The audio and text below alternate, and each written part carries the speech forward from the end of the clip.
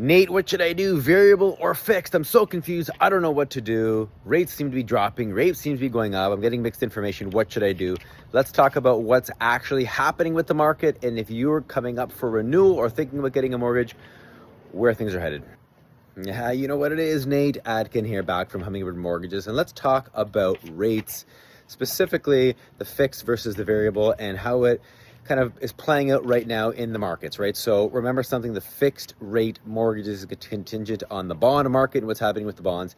And that has a lot to do with, the global economy, volatility, what's happening with oil, what's happening with, war, what's happening with all the sorts of things that are going on where we can see the fixed rates have ticked up a little bit in the last few weeks.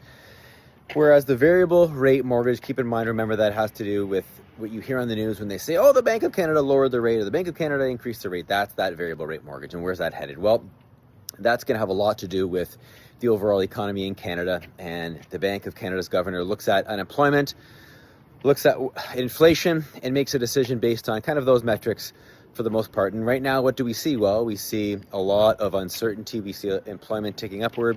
And we kind of see a little bit of doom and gloom in the economy overall in Canada as we look into the rest of the year in 2025 and into 2026. And what does that mean for that fixed, for the variable rate mortgage? Well, it does mean that we do anticipate a couple more drops.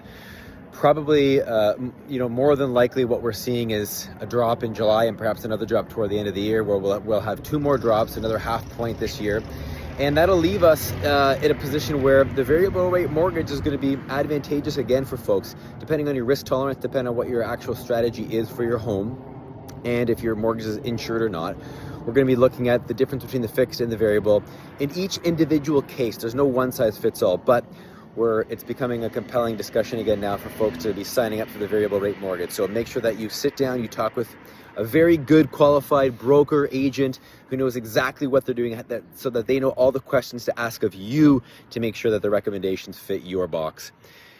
But again, the variable is becoming more popular again. So now you know. Any questions on it, I'll let me know. Of course, we walk through it and individualize everybody's mortgage. Now you know.